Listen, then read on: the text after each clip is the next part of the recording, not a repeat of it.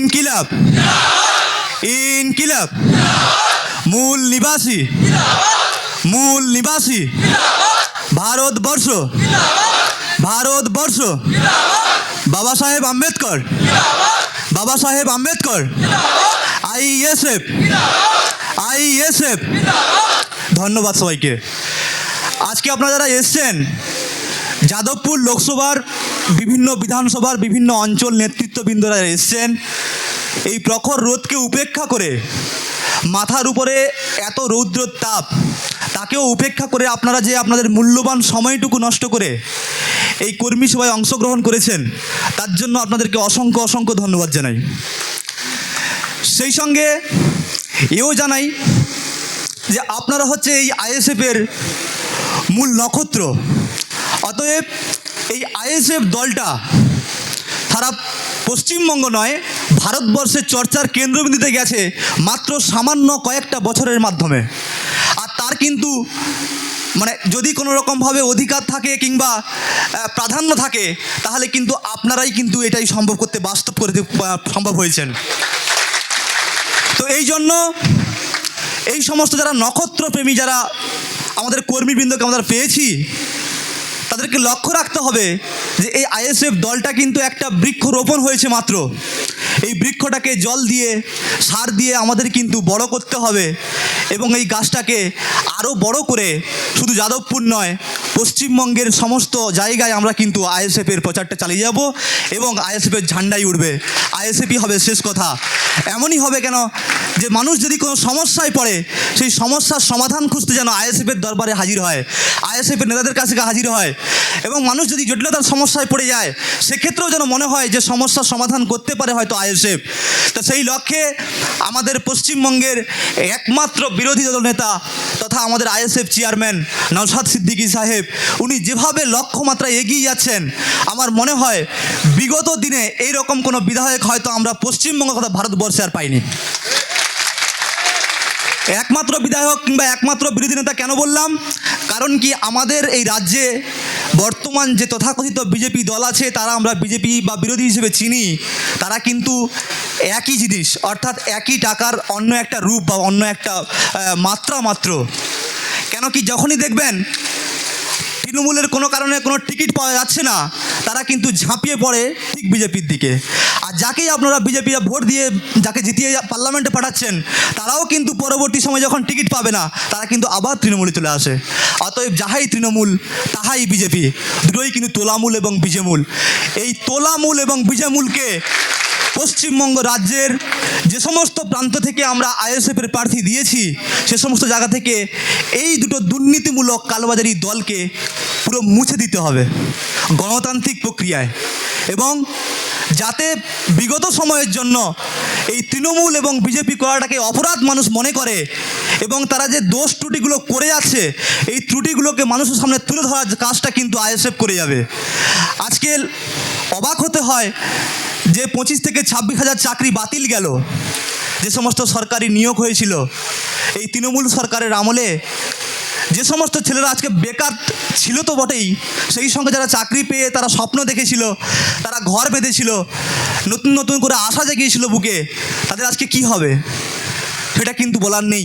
কিন্তু যে সমস্ত ছেলেরা আজকে বেকার হয়ে, চাকরি হারা হয়ে, চাকরি পাওয়ার যোগ্য হওয়ার পরও রাস্তায় বসে আছে, ওদের হয়ে কিন্তু মাননীয় যাচ্ছেন না কোথাও। কিন্তু যারা চাকরি চলে যাওয়ার জন্য প্যানেল বাতিল হলো, ওদের জন্য সুপ্রিম কোর্টে যাওয়ার জন্য হুমকি দিচ্ছেন। এখানেই আমাদের কষ্ট হয়, দুঃখ হয় যে আমরা যারা যোগ্য, যারা ন্যায্য, যারা বেকার, তাদের নিয়ে সরকার একটিও মুখ খুলছেন না। কিন্তু যাদেরকে চাকরি চুরি করে চাকরি দেওয়া হয়েছে, যারা কিনা সাদা ওএমআর শিট পর জমা দিয়েছেন, যারা কিনা পরীক্ষাই দেননি, যারা কিনা টোটাল গ্র্যাজুয়েশনই পাস করেননি, বিএড দেননি, বেসিক দেননি, সে সমস্ত ব্যক্তিরা কিন্তু টাকার বিনিময়ে চাকরি পেয়ে গেছেন। এখন মানুষ যারা চাকরি হারিয়েছেন, তারা কি ছেড়ে দেবে নাকি? তারা ছাড়বে? তারা তো মনে হয় তৃণমূলের যে সমস্ত যারা তোলা তুলেছিলেন, ওদের বাড়িতেই হামলা করে বলে মনে হয়। এবং একদিন এমন হবে রাস্তাঘাটে মানুষ যখন তৃণমূল করবে বা বেরোবে ওদেরকে চোর বলে আখ্যায়িত করবে। এখন তো করছে, আরও করবে। আর বর্তমান এত দুর্নীতি, এত চুরির পরেও তৃণমূলের সঙ্গে যারা ঘুরছে তাদেরকে বুঝতে হবে হয় ওরা স্বার্থের জন্য ঘুরছে আর না হয় কোনো কিছু ধান্দা আছে। তাছাড়া কিন্তু আর টিএমসির সঙ্গে কেউ নেই। যদি সেই ব্যক্তি সত্যি করে মানসিকতা এবং মানবিকতা থাকে মানুষের মধ্যে, আমার তো মনে হয় তৃণমূল এবং বিজেপি করাটা হয়তো ওর পক্ষে যোগ্য নয়। এবং মানুষ সত্যি বলতে কি প্রকৃতি যারা মানব সন্তান তারা বলে ওনার যে দুর্নীতি হয়েছে এই দুর্নীতির বিরুদ্ধে মনে হয় আর টিএমসি বা বিজেপি করবে না। আমাদের যাদবপুর লোকসভা থেকে আইএসএফ দল তথা আমাদের চেয়ারম্যান নওশাদ সিদ্দিকী সাহেব আমাকে প্রার্থী করেছেন এবং সেই সঙ্গে সঙ্গে আমার দায়িত্ব হয়তো আরও একটু বেড়ে গেল।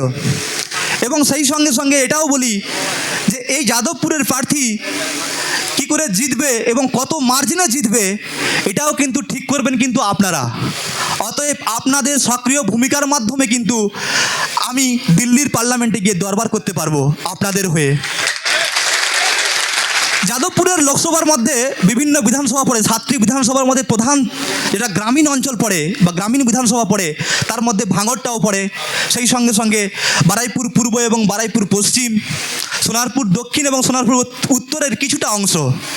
এই গ্রাম্য অঞ্চল থেকে যে সমস্ত ব্যক্তিরা মুমূর্ষু রোগী হয়ে আসেন চিকিৎসার জন্য চিকিৎসা নিতে হসপিটালে, তারা কিন্তু হসপিটালে যখন এসে দেখেন হয় ডাক্তার নেই কিংবা বেড নেই, আর যদিও বা চিকিৎসা করতে হয় তাহলে নিহাত মৃত্যু।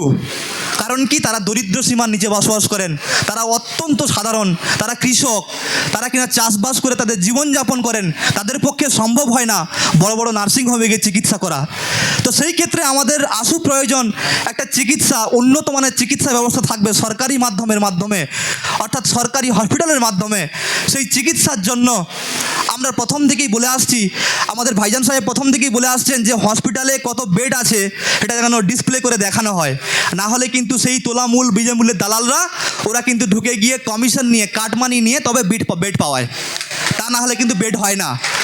আমরা যারা এসছি যেসব কর্মীরা এবং যারা শুনছেন বাইরে থেকে ওরাও জানেন আমরা হসপিটালে গেলে সত্যি কত হ্যারাসমেন্ট হতে হয় আমাদের, কতটা সমস্যার সম্মুখীন হতে হয় আমাদের। সেই সমস্ত কষ্ট, সেই সমস্ত দুঃখ, সেই সমস্ত জ্বালা যন্ত্রণা সব কিছু কিন্তু আমরা এই ভোট বাক্সে কনভার্ট করব, খামচিহ্নে করবো তো। সেই সঙ্গে সঙ্গে আমাদের কিন্তু পশ্চিমবঙ্গের একটা মূল সমস্যা শিক্ষা ব্যবস্থা। আমাদের পশ্চিমবঙ্গের শিক্ষার হার এবং শিক্ষা ব্যবস্থা এতটাই তলানিতে চলে গেছে যে মানুষ পড়া থেকে বিরত হচ্ছে। আপনারা কিছুদিন আগে খবরে শুনবেন যে অনার্স গ্র্যাজুয়েশন লেভেলে যে অনার্স ভর্তি হয় সেই অনার্সে কিন্তু সিট ফাঁকা, এটা ইতিহাসে কোনোদিনও হয়নি। তার কারণ কি, সাধারণ বাড়ির বাবা মায়েরা কী ভাবছেন যে আমার ছেলেটাকে আমি জমি বিক্রি করিয়ে আমি গা খাতা পরিশ্রম করিয়ে দিয়ে আমার ছেলেটাকে মানুষ করাবো, আর সেই ছেলেটা পরে চাকরি পাবে না, বেকার হয়ে টোটো চালাবে, বেকার হয়ে ওলা চালাবে, বেকার হয়ে চাষবাস করবে, তার জন্য তো আমার ছেলেকে পড়াবো না। আমার ছেলে শিক্ষা তো পাচ্ছেই না, তারপরেও চাকরির জন্য আবার ঘুষ দিতে হবে, ওর থেকে পড়ার থেকে না পড়াই ভালো। এটাই কিন্তু পশ্চিমবঙ্গের টিএমসি সরকার মানুষের মধ্যে ঢুকিয়ে দিয়েছেন যে সাধারণ মানুষের ছেলে সাধারণ মানুষের মতো জীবনযাপন করবে, কৃষকের ছেলে কৃষিকাজ করবে, চাষির ছেলে সে চাষ করবে, কিন্তু সে কখনো উচ্চশিক্ষায় শিক্ষিত হতে পারবে না। আমরা সেটার প্রথম প্রস্তাব এনেছিলাম যে আমরা যে শিক্ষা ব্যবস্থা আনবো সেখানে জজ সাহেবের ছেলেও যে শিক্ষা গ্রহণ করবে, একটা কৃষকের ছেলেও সেই শিক্ষা গ্রহণ করবে, একজন ভ্যান চালকের ছেলেও সেই শিক্ষা গ্রহণ করবে, একই বেঞ্চে সব বসবে, একই শিক্ষা গ্রহণ করবে। আমরা টাকা পয়সার জন্য, আমরা দারিদ্রতার জন্য আমার ছেলেমেয়েকে কেন শিক্ষা থেকে বঞ্চিত করব? তারপরে সোনারপুর উত্তর এবং সোনারপুর দক্ষিণ তো আছেই, এবং সেই সঙ্গে সঙ্গে যাদবপুর এবং টালিগঞ্জের বেশ কিছু যারা প্রত্যন্ত এলাকা বা গ্রামীণ এলাকা আছে সেখানে কিন্তু আর্সেনিক মুক্ত জলের একটা প্রবল চাহিদা আছে।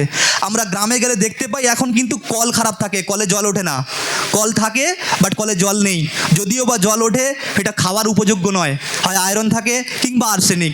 এতে আমরা বিপদের কোলে ঢলে যাচ্ছি, আর সরকার এটা নিয়ে তামাশা খেলছে, আমাদের জীবনকে নিয়ে ছিনিবিনি খেলছে। তাই এই ছিনিবিনির জবাবটাকে দিতে হবে খামচিহ্নের মাধ্যমে, হবে তো? যাদবপুর থেকে প্রার্থী যাবে তো? যাই হোক, চেয়ারম্যান সাহেব এসছেন এবং ওনার অন্যান্য প্রোগ্রামও আছেন, তো সেই কারণের জন্য আর বেশি দীর্ঘায়িত করবেন না। আপনাদের সকলকে অসংখ্য অসংখ্য ধন্যবাদ জানাই। আইএসএফ জিন্দাবাদ, ইন্ডিয়ান সেকুলার ফ্রন্ট জিন্দাবাদ, নওশাদ সিদ্দিকী সাহেব জিন্দাবাদ, এবং সেই সঙ্গে সঙ্গে আপনারা আপামর কর্মীরা এসছেন তাদের সকলকে অসংখ্য অসংখ্য ধন্যবাদ এবং জিন্দাবাদ।